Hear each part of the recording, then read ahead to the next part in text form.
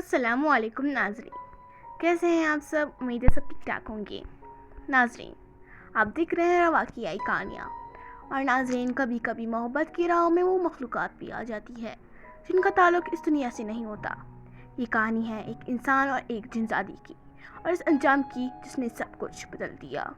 رات کی سیاہ چادر گاؤں پر پھیل چکی تھی، ہر طرف خاموشی اور ویرانی کا عالم تھا، لیکن اس خاموشی میں بھی ایک دل کی دھڑکن تھی جو بہت تیز چل رہی تھی۔ یہ کہانی ہے عارس کی، ایک ایسے نوجوان کی جو بظاہر عام انسان تھا، مگر اس کی قسمت میں ایک ایسا راز لکھا تھا جو کسی نے نہ سوچا تھا۔ گاؤں والے کہتے تھے کہ عارس عجیب ہے، وہ زیادہ تر تنہا رہتا، جنگلوں اور ویران راستوں پر گھومتا رہتا۔ لوگ اس کی تنہائی کو اس کی کمزوری سمجھتے، مگر اصل میں یہ اس کی روح کی پکار تھی۔ اور پھر ایک رات وہ لمحہ آیا جس نے اس کی پوری زندگی بدل دی۔ قبرستان کے سناٹے میں ایک پراسرار سایہ نمودار ہوا۔ وہ ایک عورت تھی، مگر ایسی عورت جسے دنیا نے پہلے کبھی نہ دیکھی ہو۔ اس کی آنکھوں میں آگ کی سی روشنی تھی، اور اس کے وجود کے گرد ایک عجیب آلہ پھیلا تھا۔ عارس کے قدم تھم گئے، دل کی دھڑکن بے قابو ہو گئی، اور وہ لمحہ اس کی زندگی کا سب سے خطرناک موڑ بن گیا۔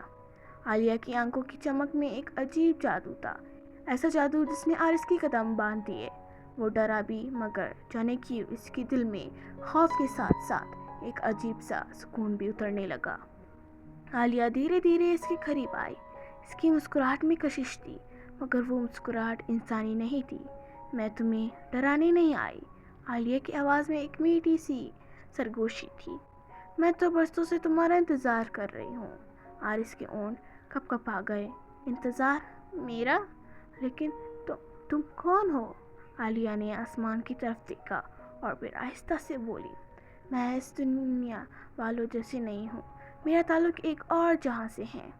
عارس نے دل پر ہاتھ رکھا، سانسیں بے ترتیب ہونے لگی۔ وہ جانتا تھا یہ کوئی عام ملاقات نہیں۔ اگلے کئی دنوں تک عالیہ خوابوں میں بھی اس کے پاس آتی رہی۔ کبھی وہ اس چاندنی رات میں دکھتی، کبھی جنگل کے سنسان راستے پر۔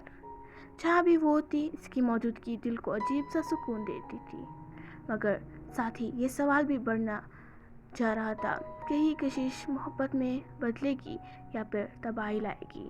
وقت گزرتا گیا، اور عالیہ جو کبھی صرف ایک خواب لگتی تھی اب عارس کی حقیقت بن چکی تھی۔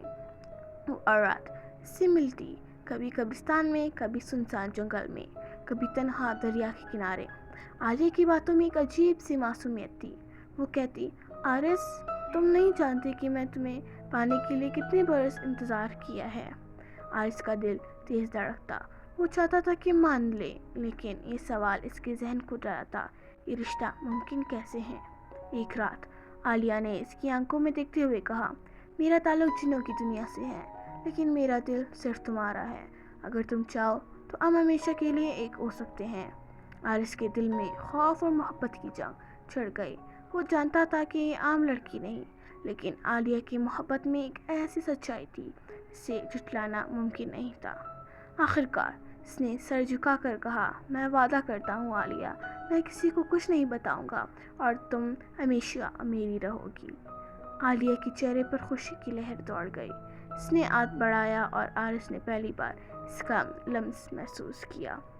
وہ لمس عام نہیں تھا، بلکہ کرنوں کی طرح اس کے جسم میں دوڑ گیا۔ اس رات ایک انسان اور ایک جنزادی کے درمیان ایسا وعدہ ہوا جس نے تینوں جہانوں کی آدھی مٹا دی۔ مگر قسمت کی کہانی یہاں ختم نہیں ہوئی تھی، بلکہ یہ تو بس آغاز تھا۔ وقت گزرنے کے ساتھ عارس کی زندگی بدلنے لگی۔ وہ پہلے جیسے نہیں رہا تھا۔ اس کی آنکھوں میں ہر وقت ایک عجیب سی روشنی رہتی، اور اس کا دل دنیاوی باتوں سے خالی ہوتا جا رہا تھا۔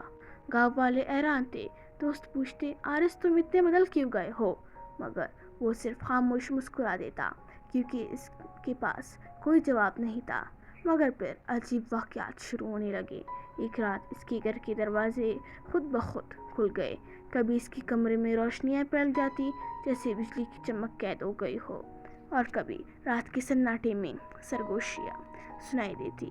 گاؤں کے لوگ ڈرنے لگے، کچھ کہتے عارس پر سایہ ہے، کچھ کہتے وہ جادو کے اثر میں ہے۔ عارض بھی اب ڈرنے لگا تھا۔ اس نے عالیہ سے پوچھا، یہ سب کیا ہے؟ لوگ مجھ سے خوفزدہ ہے، کیا یہ سب تمہاری وجہ سے ہے؟ عالیہ کی آنکھوں میں لمحے بھر کو سختی ابھر آئی۔ میں تمہیں چھوڑ کر نہیں جا سکتی عارض، مگر یاد رکھو میرا تعلق دوسری جہاں سے ہے۔ اگر تم نے میرا راز ظاہر کیا تو یہ دنیا تمہیں کبھی معاف نہیں کرے گی۔ عارض کے دل میں خوف کی ایک نئی لہر دوڑ گئی۔ وہ محبت جیسے وہ سکون سمجھ رہا تھا اب ایک ایسا بوجھ بن گئی تھی جو اس کی سانسیں چھین رہا تھا، اور اسی لمحے سے پہلی بار احساس ہوا، یہ عشق کیا تو اس سے فنا تک لے جائے گا یا اس کا سب کچھ چھین لے گا۔ وقت کی سوئیاں رک نہیں تھی، مگر عارض کی زندگی جیسے تھم گئی تھی۔ وہ اب دن رات ایک سوال کے ساتھ جی رہا تھا، کیا عالیہ اس کی محبت ہے یا اس کی بربادی؟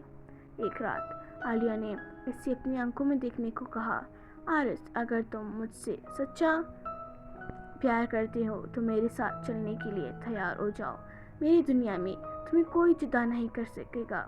عارض نے قدم کام گئے۔ یہ فیصلہ آسان نہ تھا۔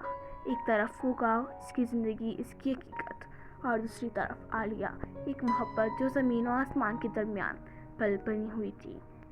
وہ لمحہ اس کی زندگی کا سب سے بڑا امتحان تھا، اور عارض دل کی دھڑکن پر چلتے ہوئے عالیہ کا ہاتھ تھام لیتا ہے۔ اس کے ہاتھ کو تھامتے ہی ایک تیز روشنی پھیلی، چاندنی میں لپٹی وہ روشنی آسمان کی طرف اٹھی اور عارض کے وجود کو ساتھ لے گئی۔ اگلی صبح گاؤں والے حیران تھے۔ عارض کے گھر کا دروازہ کھلا ہوا تھا، مگر اندر کوئی نہ تھا۔ لوگوں نے کہا وہ جن شادی کے ساتھ چلا گیا، کچھ نے کہا وہ مر گیا، مگر اصل حقیقت کوئی نہ جان سکا۔ اور کہانی یہی پیغام دیتی ہے، محبت اندھی ہو سکتی ہے، مگر ارکشش اصل سکون نہیں دیتی۔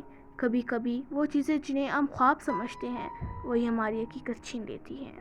ناظرین، اگر آپ کو یہ کہانی پسند آئی تو لائک، شیئر اور سبسکرائب کرنا نہ بھولیے۔ ملتے ہیں اگلی ویڈیو میں، تب تک کے لیے اللہ حافظ۔